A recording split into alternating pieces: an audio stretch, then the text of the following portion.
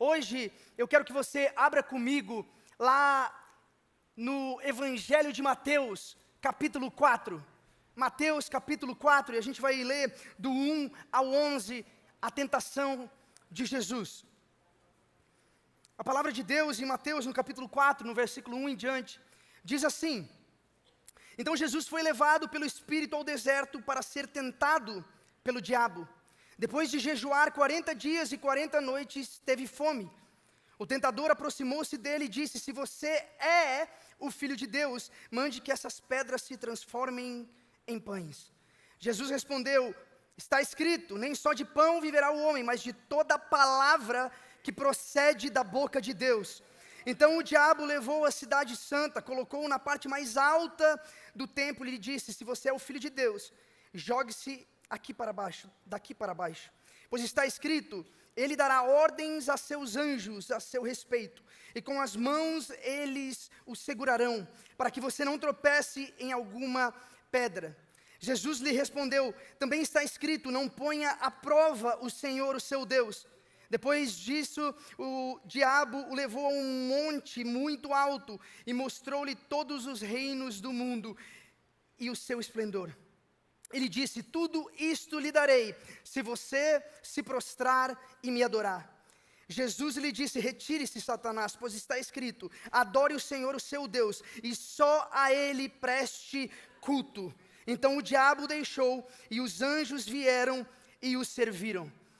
Amém? Essa é a palavra de Jesus nessa noite. Eu lembro que quando eu estava crescendo, eu cresci na Assembleia de Deus, eu ia na casa do meu avô, que era pastor da Assembleia de Deus, e lá tinham alguns livros teológicos e alguns livros evangélicos. Então, tinha um livro que ele era um azul bem brilhante, chamava muito a atenção de uma criança. E aí eu peguei aquele livro e era um coração, e aí tinha um anjo de um canto, e aí o diabo do outro puxando esse coração para dois lados diferentes. Certamente uma cena aterrorizante para uma criança de 5 anos, mas bem-vindo à minha infância. Foi dessa maneira que aconteceu, e naquele livro sempre mostrava o diabo de uma maneira muito assustadora. Mostrava ele com chifres, com um garfo na mão, meio caricato, mas essa era a realidade daquele livro. Agora, quando se trata na minha e na sua vida, nem sempre o diabo vem dessa forma caricata. Nem sempre é tão claro discernir que aquilo é o diabo. Porque tem épocas e tem estações na nossa vida que aquilo parece oportunidade, parece coisa de Deus, parece bênção, parece que é Deus abrindo uma porta para nós. Então não é tão fácil às vezes discernir quando ele vem de uma maneira mascarada, quando ele vem com uma oportunidade incrível de acelerar o crescimento da sua carreira, quando parece uma porta aberta, um sonho se realizando, quando o seu GC parece que vai ficar maior se eu tomar essa decisão, quando parece que, meu Deus, se tornar um supervisor aqui dentro dessa igreja, parece ser algo de Deus para a minha vida, parece oportunidade, mas às vezes não é. Nós precisamos ter sabedoria espiritual, discernimento espiritual, para entender o que é Deus e o que não é. Porque, às vezes o inimigo, a proposta do inimigo, são os planos de Deus para a nossa vida. Mas de maneira errada, na época errada, no tempo errado. Às vezes é o que Deus quer fazer, mas o diabo ele sempre oferece de fazer de outra maneira aquilo que Deus gostaria que eu e você vivêssemos um processo, para daí então nós chegarmos na promessa de Deus. Mas o diabo ele nunca gosta do processo que Deus está nos oferecendo, ele sempre tem, na opinião dele, uma opinião melhor, uma forma melhor. É por isso que tentação é uma isca, parece bom aos olhos, mas produz morte. Parece prazeroso no exterior, mas interiormente, se nós vivermos aquela tentação, se nós cedermos a essa tentação, então isso produz morte. Parece alegria, mas nós vamos colher tristeza. Parece algo bom, mas nós vamos colher algo ruim. Parece algo que vem da vontade de Deus, mas na verdade é a vontade do inimigo para a minha e para a sua vida. É por isso que o pecado ele é uma isca, é uma maldição disfarçada de bênção. E geralmente o que Deus faz comigo e com você é que Ele manda uma bênção disfarçada de maldição. É às vezes na peleja, na prova, na dificuldade que Cristo é gerado em nós. Parece maldição, mas é bênção. Parece que é ruim. Ai, agora eu estou na igreja, parece que só tem problema acontecendo na minha vida. Ei, talvez é Deus querendo te mudar. Parece maldição, mas é bênção. O diabo, ele sempre vem parecendo bênção. Cuidado com as bênçãos que você pede. Porque às vezes a maneira de Deus te abençoar é diferente da maneira que você gostaria de ser abençoado. E aqui nós temos Jesus, nessa passagem, ele tinha acabado de ser batizado. Quando Jesus está sendo batizado no Rio Jordão, uma voz vem do alto que fala: esse é o meu filho amado, em quem eu tenho prazer. Ele ouve essa identidade que ele carrega. Ele ouve de Deus, do próprio Deus, quem ele é. E aí então a palavra de Deus diz que o Espírito leva ao deserto para que ele seja tentado pelo diabo. E você achou que a vida cristã seria fácil, não é mesmo? O Espírito Santo, a mesma voz que disse: você é filho de Deus e eu te amo, é a mesma voz que o leva para o deserto para ser tentado pelo diabo. A vida cristã não vai ser fácil, não vai ser cheio de luxos, não vai ser sempre da maneira que você gostaria. Não significa que não vai ter circunstâncias adversas, não significa que não vai ter problema, não vai ter dificuldade, que você não vai enfrentar coisas na sua vida que você não gostaria de enfrentar. Mas os problemas que você vai enfrentar não são sinal de que o favor de Deus não está na sua vida. Deixa eu deixar claro isso para você, deixa eu clarificar isso para você. Por onde você passa não é sinal do favor de Deus na sua vida. Com quem você passa é sinal do favor de Deus na sua vida. Porque a promessa dele não é que você nunca teria problema, é que você nunca estaria sozinho. É por isso que a palavra de Deus diz: e ainda que eu ande pelo vale da sombra da morte, eu não temerei mal algum, porque tu estás comigo. Ou seja, a promessa não é que não haverá vale. Ei, entende isso comigo? A promessa não é que não haverá vale. A promessa é que não faltará presença. Não faltará presença de Deus na tua história. Essa é a promessa. Mas Deus, qual é a diferença de teste e de tentação? Porque Deus testa, o diabo tenta. Se você precisa de um título para essa mensagem, se você é um daqueles que gosta de título, é Entre Testes e Tentações. Entre testes e tentações. Qual é a diferença de um teste e de uma tentação? A diferença é que Deus te testa para te aprovar. O diabo tenta para te reprovar. O diabo te testa para revelar o que existe dentro do seu coração.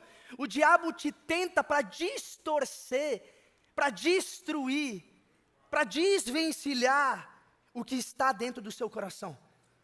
Ou seja, em todo teste existe uma oportunidade e existe também uma armadilha. A maneira com que você responde ao teste é que vai fazer disso uma oportunidade ou uma armadilha. Agora, é interessante pensar que Deus testou até o filho dele. Então não acha que Deus não vai te testar. Não acha que não vai haver teste, provação na sua vida. E se até Jesus lutou com a identidade dele, você também vai lutar com a sua. Então nós vamos olhar aqui para essa passagem onde Jesus é tentado 3 vezes pelo diabo. Olha, o Espírito leva para ser tentado pelo diabo, mas Deus não tenta, Deus testa. Porque Deus, ele não oferece o mal. Deus é incapaz de ser tentado pelo mal e ele é incapaz de nos testar, de nos tentar com o mal, perdão. Ele quer nos testar para ser o nosso coração realmente provado e aprovado por ele. Então nós vamos olhar para essas 3 tentações de Jesus, e nós vamos ver como dentro dessas 3 tentações, também existem tentações na minha e na sua vida. Elas não foram apenas para Jesus, elas são para mim e para você. A primeira tentação de Jesus então é conforto. Ali em Mateus, vamos ler o começo dessa passagem de novo. Mateus 4, versículo 1. Então Jesus foi levado pelo Espírito ao deserto para ser tentado pelo diabo. Depois de jejuar 40 dias e 40 noites, teve fome. O tentador aproximou-se dele e disse: se você é o Filho de Deus, mande que essas pedras se transformem em pães. Jesus respondeu: está escrito, nem só de pão viverá o homem, mas de toda palavra que procede da boca de Deus. Às vezes, na tua vida, o diabo ele vai atacar a tua identidade. Ele vai te tentar através da sua identidade. E o que ele vai fazer? Ele vai apontar a tua necessidade. Ele fala assim: se você é filho de Deus, por que você está passando por isso? Se você é mesmo um escolhido, por que você continua com aquele diagnóstico médico? Se você realmente é protegido de Deus, Deus te ama, você é filho dele, Ele tem os melhores planos para a sua vida, por que você passa por isso? Por que a sua vida parece um inferno? Por que o teu casamento não dá certo? Por que os seus filhos não estão na igreja? Por que aquele que nem é cristão, ele tem um carro melhor do que o seu na garagem? Ele vai olhar para a sua necessidade e vai falar, como pode você ser filho de Deus e passar por isso? É isso que o diabo vai fazer comigo e com você. Ele vai fazer a gente olhar para a nossa vida em todas as áreas que a gente gostaria que fosse melhor. E falar, será que Deus está cuidando de você mesmo? Toda tentação é um ataque à nossa identidade. E como o diabo ataca a minha e a sua identidade, atacando o nosso pai? É o que ele faz lá no jardim. Ei, Deus disse isso mesmo? Foi assim que ele falou? Lá o diabo introduz um pensamento na cabeça de Eva e também na cabeça de Adão. Ele pega aquele que se revelava como pai, como protetor, como ajudador, aquele que estava querendo relacionamento íntimo, e ele apresenta esse como um adversário, como aquele que está retendo alguma bênção. O diabo fala assim, se você comer do fruto, você vai ser como Deus. E Deus não quer que você seja como Ele. Ou seja, parece que Deus está retendo algo, retendo uma bênção. Deus não quer distribuir todo o favor dEle, graça dEle sobre a sua vida. Parece que Deus, que era para ser nosso amigo, então se torna o nosso inimigo, o nosso rival. E aí quando eu e você, nós cedemos à nossa tentação, o que nós estamos falando é que Deus não tem o melhor para nós. Eu sei o que é melhor para mim. Você sabe o que é melhor para você. Eu não preciso de Deus para discernir isso. Qual que é a diferença da tentação de Adão para a tentação de Jesus? Adão foi tentado em um bonito jardim, onde estava tudo dando certo. Jesus foi tentado num deserto solitário. O que nós podemos aprender com isso? Nós aprendemos que não é o lugar, porque o lugar é exterior, que vai construir a sua história, a sua vida, que vai fazer você vencer batalhas. Não é o lugar, não.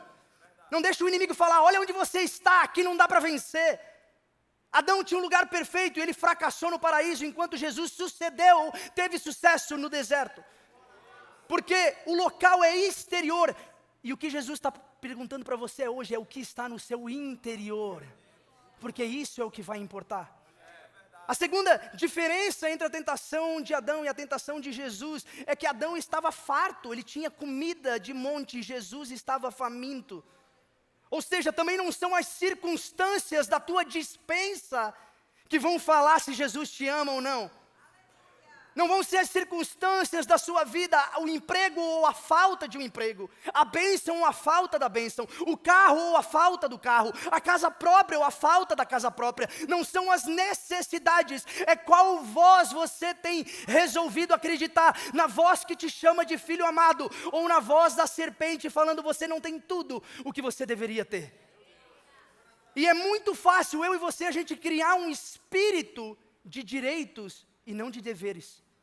Eu sou filho de Deus, eu mereço, eu tenho que dar, eu vou na igreja, eu oro, eu jejuo, Deus me deve, eu preciso, e muitas vezes não são nem necessidades, é conforto, muitas vezes não é eu preciso, é eu quero, e Deus tem que fazer o que eu quero, Deus tem que fazer a minha vontade, e aí então eu me tornei Deus e Ele se tornou o gênio da lâmpada, que só faz o que eu quero.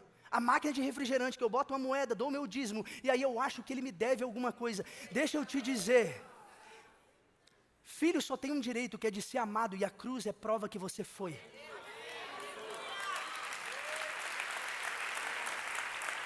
O resto, meu amigo, o resto é lucro.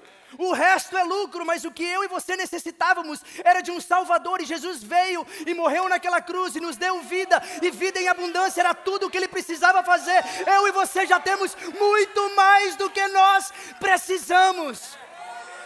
Nós já temos vida eterna através de Jesus, não há mais nada que Ele nos deva, não há mais nada que Ele nos deva. Então vamos checar o nosso espírito, vamos ver se a gente está sendo grato o suficiente. Mas quando a gente acha que está faltando, quando a gente acha que Deus não proveu para nós o que nós gostaríamos, aí vem um senso de autossuficiência, de se Deus não fez, eu vou fazer, a minha maneira, do meu jeito. Ei, deixa eu te fazer uma pergunta, a tua identidade está ligada com a providência, com a provisão, ou com aquele que provê? A sua identidade está no seu provador ou está na provisão que Ele pode te dar? Porque a minha esperança não está em circunstâncias, está no grande eu sou. A minha esperança não está em coisas, está em uma pessoa chamada Jesus. A minha esperança não está naquele que pode suprir a minha vontade, o meu desejo, sanar as minhas necessidades. A minha esperança está naquele que me sustenta pela sua mão. Porque ainda que a figueira não floresça, ainda que não haja fruto na vide, eu te adorarei, porque o Senhor é o meu Deus, é Ele que me sustenta pela mão direita. A graça dEle é o suficiente, a bondade dEle é o suficiente, o amor dEle está sobre a minha vida, então nada me faltará. Se eu tenho Cristo, se eu tenho Jesus comigo, nada me falta. Jesus é suficiente para você. Será que Jesus é suficiente para você, ou você precisa de um monte de coisa ainda que está te faltando? Jesus é o suficiente para a sua vida, meu irmão. Se apegue nele, Ele não vai te deixar faltar nada. O problema é que às vezes a gente está querendo ser servido o tempo inteiro, enquanto a nossa oração deveria ser transformada. É como que eu posso servir, é como que a minha vida pode ajudar outras pessoas, é como que eu posso ser uma resposta de Deus para outras vidas. Mas às vezes eu estou ocupado demais pensando só nas minhas necessidades, só no que eu preciso. Então a minha oração é rápida porque é uma oração sobre mim.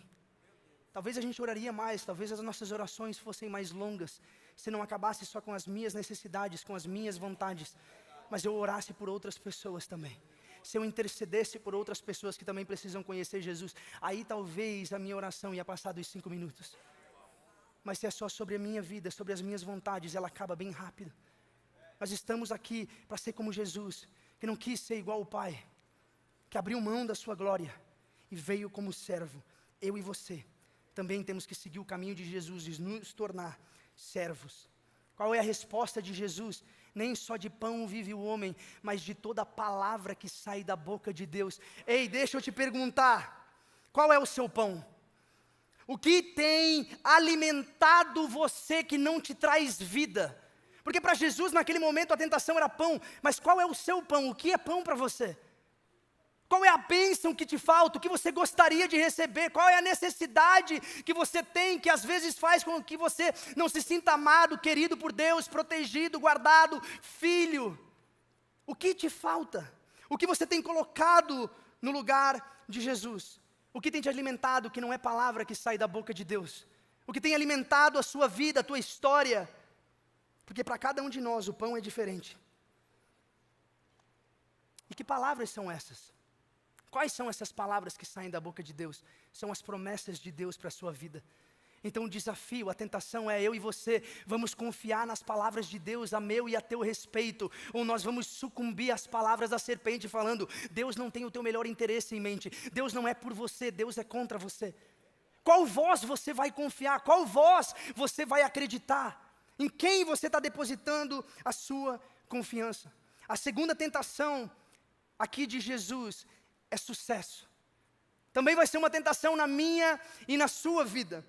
Ali no versículo 5 de Mateus 4, diz assim, então o diabo levou a cidade santa, colocou-o na porta mais alta do templo e lhe disse, se você é filho de Deus, de novo, se você é filho de Deus, um ataque à identidade de Jesus, que tinha acabado de ouvir, esse é o meu filho amado, e agora o diabo está perguntando, será que você é amado mesmo? Se você é filho de Deus, jogue-se daqui para baixo, pois está escrito, ele dará ordem aos seus anjos a seu respeito, e com as mãos eles o segurarão, para que você não tropece em alguma pedra. Jesus lhe respondeu, também está escrito, não ponha à prova o Senhor, o seu Deus.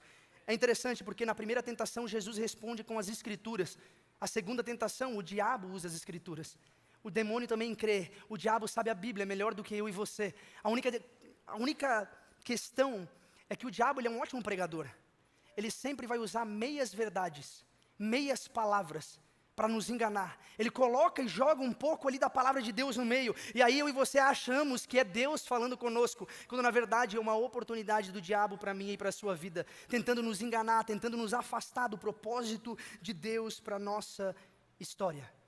E agora, nessa época, nós estamos vivendo uma estação, uma época, um século, do homem que se autoconstrói, daquele que melhora a sua vida, que faz acontecer. Estamos vivendo uma época de desenvolvimento pessoal, onde livros de autoajuda pelo mundo inteiro são best-sellers, os mais vendidos.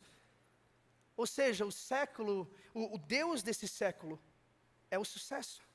Onde não importa o preço, eu e você vamos pagar para conquistá-lo, para alcançá-lo. Quantas famílias, quantos casamentos, quantos filhos, quantas amizades foram sacrificadas no altar do sucesso. Porque o sucesso se tornou um Deus para a nossa vida. Se o sucesso é o Deus desse século, então o diabo vai te oferecer um atalho. O diabo vai te oferecer uma maneira mais rápida de chegar lá, uma maneira mais fácil. Deixa eu te dizer uma coisa, se você está caminhando numa direção e você nunca encontra o diabo no meio dessa trajetória, no meio dessa rua, no meio dessa estrada, desse caminho que você está trilhando, então talvez você está caminhando na mesma direção do que o diabo. Se você nunca se encontra com ele no meio do caminho, para atrapalhar a sua vida, é porque você está andando na direção que pertence a ele. E aí o que o diabo faz? O que o diabo faz? Ele oferece uma mãozinha. Ele fala assim, ó, Deus já te prometeu isso.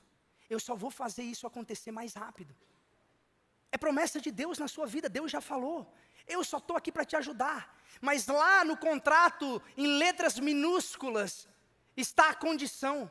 E o problema é que a condição da tentação é o que nos faz não ser aptos para viver as promessas de Deus na nossa vida. Porque a maneira que você chega na promessa importa. A maneira que você chega no sucesso, seja o que sucesso é para você, importa. Deus não está falando, não, o que importa é chegar lá. Não importa a maneira, não importa o jeito, não importa as escolhas, não importa os contratos que você assina, não importa com quem você se relaciona, não importa as palavras que você fala. Ei! A maneira importa para Deus, por isso Ele tem um processo específico para a sua vida. Obedeça o processo, porque Deus não gosta de atalho, Deus gosta de obediência. Deus não gosta de atalho, Deus gosta de obediência. Eu e você, nós queremos obedecer, seja como for, custe o que custar. Nós precisamos de pessoas que são mais como Moisés. Em que sentido? Moisés, ele disse, se Deus não for comigo, eu não vou. Não importa o quão brilhante pareça o caminho à frente, o quão incrível seja a oportunidade, se não for de Deus para a minha vida, eu não quero. Eu só me movo daqui se Deus se mover. Não importa se tem Canaã na minha frente, não importa se lá é a promessa de Deus. Se Deus não for comigo, eu não vou. Porque é melhor estar no deserto com Deus do que no paraíso sem Ele. Será que eu e você temos essa fé? Será que eu e você temos essa certeza que é melhor enfrentar as piores situações e circunstâncias, mas estando debaixo da vontade de Deus? Ou é melhor o que eu quero, quando eu quero, da maneira que eu quero? Eu prefiro Deus. Eu prefiro escolher Ele. Eu prefiro da maneira dEle. O diabo aqui, novamente, ele tenta a identidade. Ele fala, se joga daqui. E aí Deus, se você é mesmo filho de Deus, se joga daqui e os anjos vão vir te socorrer. O que o diabo está falando aqui para Jesus? Ele está falando, quando os anjos vierem te socorrer, todo mundo vai ver quem você é. Ele está falando, revela a si mesmo, isso é bom para o ego. Faz a sua maneira. Se joga daqui e aí todo mundo verá, porque as pessoas precisam ver um milagre seu. As pessoas precisam ver um sinal, uma maravilha. Se os homens não veem em você, o seu chamado não vai se cumprir. Você não vai alcançar sucesso se você não for visto. A tentação aqui é pela validação. É sucesso perante os homens. Então não é de uma oportunidade que você precisa, não é de uma plataforma, não é de um lugar ao sol. O diabo ele vai te oferecer isso. E aí você vai poder mostrar os seus dons e talentos e ser aplaudido pelos homens. Mas a pergunta é, você quer ser aplaudido pelos homens ou você quer ser aplaudido pelos céus? A opinião das pessoas vale mais do que a opinião de Deus para você ou não? Porque do que adianta ser aplaudido aqui, do que adianta ser validado por homens e ser reprovado por Deus? Do que adianta? E isso é sério, igreja, comigo e com você, nós precisamos nos posicionar para viver o sobrenatural. Eu e você precisamos nos posicionar como pessoas que confiam na palavra de Deus. A tentação aqui é de se provar pelo que faz e não pelo que é. É que eu preciso demonstrar. São aquelas pessoas que vivem a vida inteira tentando ser afirmados, tentando validação, porque nunca ouviram a voz que as chama de filho amado. Então, quando você não ouve a voz que o chama de filho amado, você procura validação em todos os lugares, um senso de pertencimento, um senso de eu mereço algo que eu não encontro em lugar nenhum. Então, eu prefiro ser aplaudido por homens, porque isso pelo menos preenche um pouquinho do vazio, mas nunca vai preencher totalmente. Só Deus pode preencher totalmente. Só uma entrega a Deus pode tampar o buraco que tem no teu coração. Só um relacionamento com Ele é que vai fazer você realmente feliz. É que vai trazer alegria que é verdadeira, que não é momentânea, que não depende de circunstância, que não depende de pontualidades, de necessidades supridas, quando eu e você queremos.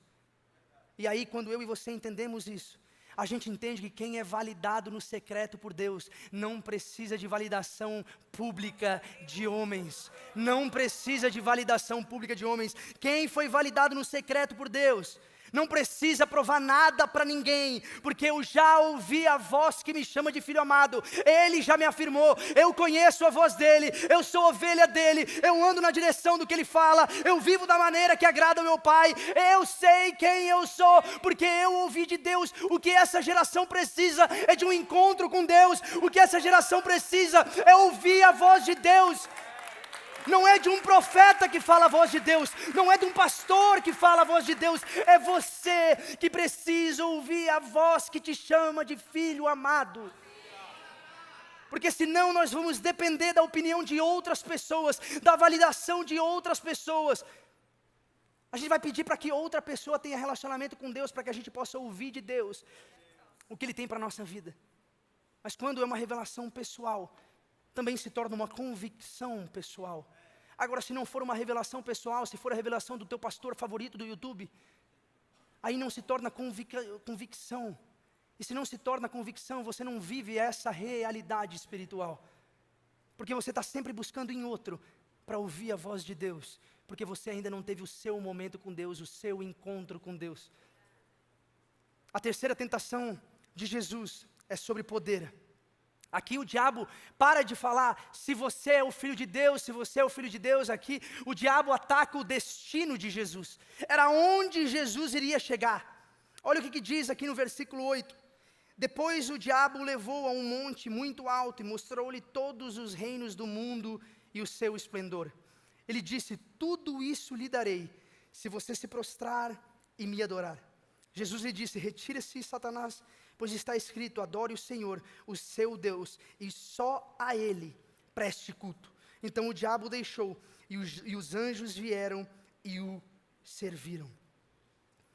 Existe uma diferença entre poder e autoridade aqui. O diabo ele oferece poder, mas ele não oferece autoridade, porque a autoridade é conquistado com obediência. Ou seja, tem muitas vezes a gente como igreja, a gente busca poder. Eu quero poder do alto. Eu quero poder do alto, eu quero poder de Deus na minha vida. E às vezes o que Deus está falando é obedeça mais. Porque daí você vai ter algo que é melhor do que poder. Você vai ter autoridade. Autoridade de quem vive debaixo da vontade de Deus. É melhor viver debaixo da vontade. Porque viver debaixo da vontade, viver em obediência a Deus, começa a gerar dentro da minha e da sua vida, autoridade para viver de maneira diferente, para falar de maneira diferente, para agir de maneira diferente. Aqui o diabo ele ataca o destino de Jesus e qual que é o ataque aqui? Ele fala, eu vou te dar, Jesus, tudo o que você gostaria de ter, mas sem a cruz. Essa é a tentação para mim e para você também. A tentação aqui para Jesus, do diabo é, você quer ser rei? Eu vou te fazer rei, mas sem a cruz. Você quer que todo joelho se dobre, que toda língua confesse? Eu vou fazer todo o joelho se dobrar. Eu vou fazer toda língua confessar que você é o maior, o mais forte, o bom, mas tudo isso sem a cruz. Não parece apetitoso, não parece bonito, não parece incrível, não parece uma oportunidade você se tornar o que Deus tem para você, mas sem a cruz? Parece a oportunidade de um século, de afastar todo o sofrimento, de não precisar passar por toda a dificuldade e ainda assim receber o que Deus prometeu. Acontece que tem coisas que você só pode receber depois da cruz. Só quando você aceita a cruz. A gente não precisa da cruz para pregar bem, você não precisa da cruz para crescer o teu GC, você não precisa da cruz para ser um grande líder, para ter sucesso no trabalho, para ter as suas necessidades atendidas. Você não precisa da cruz para nada disso. Agora você precisa da cruz para viver o real e verdadeiro evangelho. Meu amigo, não existe evangelho sem cruz.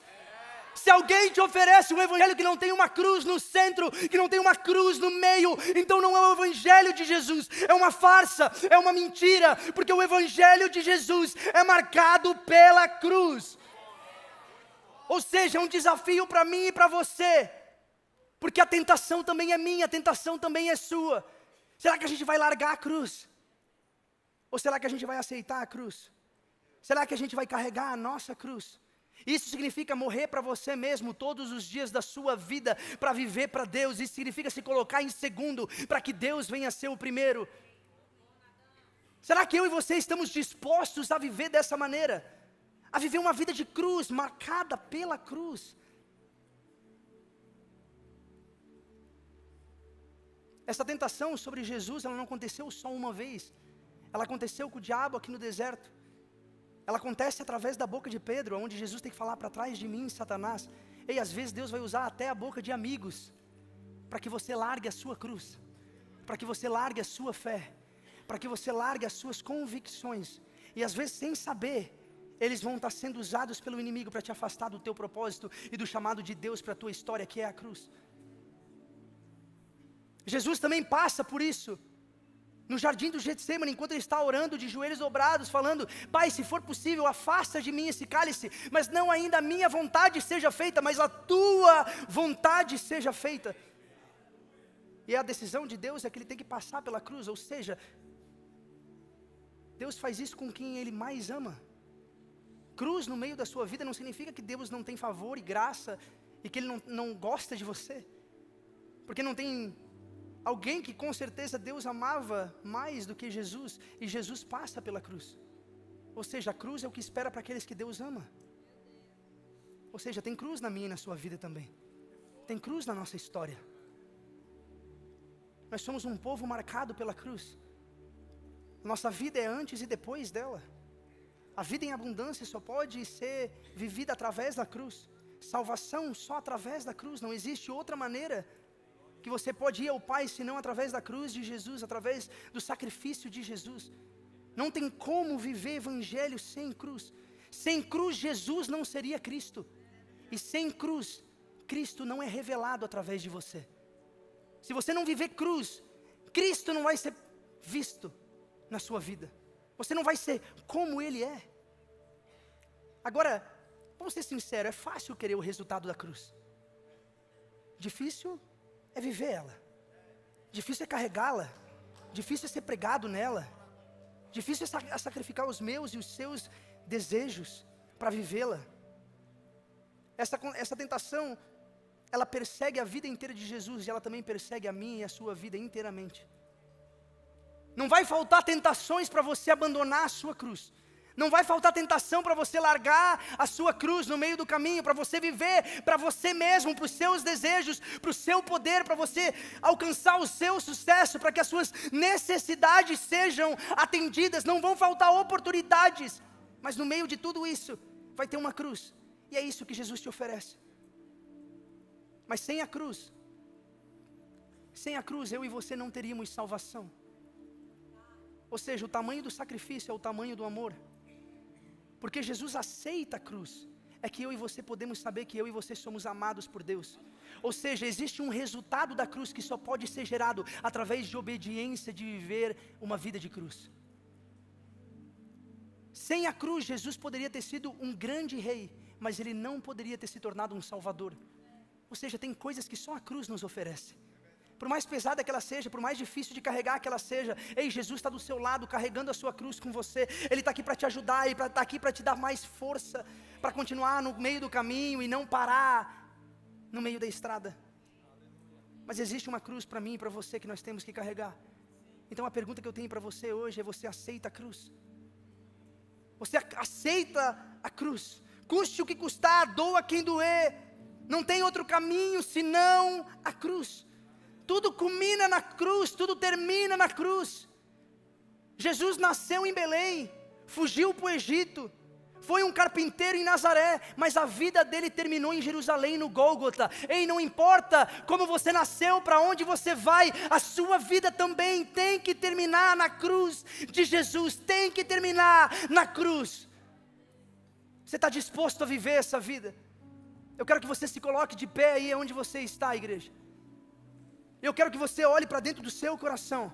Eu quero que você olhe para dentro de você e você se faça essa pergunta: se você está vivendo uma vida de cruz, se você está disposto a gastar a sua vida na cruz, a sua vida com a cruz de Jesus, você está disposto a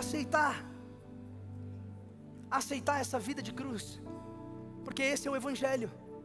Não existe Evangelho só de bênção, não existe Evangelho só de melhoramento pessoal, de desenvolvimento pessoal, não existe Evangelho de bênção sem fim, sem cruz. Então eu quero que você olhe para dentro de você, para dentro das suas tentações, sejam elas de necessidades que você tem, e você sente que Deus te abandonou porque aquelas necessidades não são supridas. Você já orou várias vezes, você já pediu várias vezes, e o diabo te ataca: você é mesmo filho de Deus, porque ainda te falta aquilo, você ainda tem necessidade daquilo. Talvez seja sucesso, coisas que você quer alcançar na sua vida, e às vezes para alcançar essas coisas, você tem dito não para a cruz, para dizer sim para essas coisas, que são prazerosas, que são boas, mas que são feitas da maneira errada, no tempo errado, não são de Deus para a tua história. E terceiro, talvez a tentação que você tem sucumbido seja essa de abrir mão da cruz, de viver as bênçãos de Deus, mas não a cruz de Deus. Não existe evangelho dessa maneira. Hoje o convite é para você pegar a sua cruz, para você largar tudo e você seguir a Jesus, independente das suas tentações, independente de qual tentações você tem sucumbido a elas, você tem se entregue a elas. Hoje é tempo de você voltar. Hoje é tempo de você carregar a sua cruz. Hoje é tempo de se entregar totalmente, não pela metade, não carregar um pedaço da cruz, mas ela inteira. Não de ser cristão quando está tudo indo bem, não de ser cristão quando vem a calhar, mas tomar uma decisão, um posicionamento é o que falta para você viver uma vida em abundância. E esse posicionamento é o de carregar a sua cruz. Aí onde você está, eu quero que você feche os seus olhos,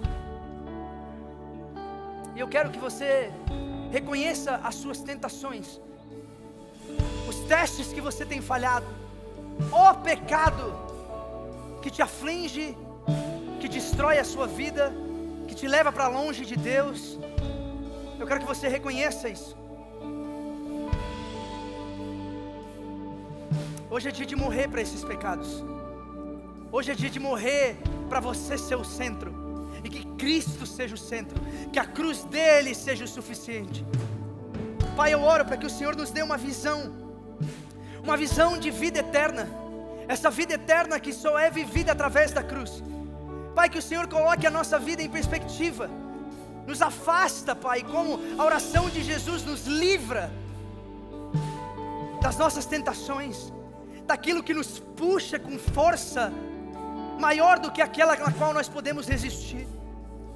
Pai, nos livra do tentador, nos livra das tentações, nos dá força para resistir, e aí sim o diabo fugirá de nós. Nos dá esse poder através do Teu Espírito. Pai, nos ajuda a carregar a nossa cruz de todos os dias, nos ajuda a dizer sim para os Teus propósitos, para a Tua vontade. Pai, nos ajuda a entender o que é o conforto que nós queremos. Isso não é direito nosso algum. Nos ensina a querer a cruz, a abraçar a cruz, a viver a cruz, a carregar a cruz, Pai. Porque quando nós fizermos isso, vida e vida em abundância vai ser gerado. Porque aqueles que perdem a sua vida são aqueles que a acharão. Pai, que hoje nós venhamos aprender a perder a nossa vida, para que na Tua cruz nós podemos achá-la. Pai, no Teu nome, nos dá força, nos dá força, vigor, para viver uma vida sobrenatural, Pai. Levanta o que está caído, levanta aquele que está derrotado, levanta aquele que sucumbiu às tentações, aquele que não aguenta mais lutar e perder contra o pecado. Renova o ânimo, renova a força, dá vitalidade às pernas que estão cansadas. Pai, os braços que não conseguem mais ser levantados para te adorar. Pai, eu oro que hoje tenha vitalidade de Deus nesse lugar, que tenha poder divino levantando os braços que estão cansados, que eles possam te adorar novamente, te dar todo louvor, toda honra, toda glória que é merecida. Pai, nós aceitamos a tua cruz, nós aceitamos o que é o Evangelho, nós aceitamos o Evangelho verdadeiro, o Evangelho da cruz, e nós vamos te seguir, Pai, nós vamos te seguir, nós vamos te seguir, no nome de Jesus, no nome de Jesus, no nome de Jesus, nós oramos, amém, amém e amém.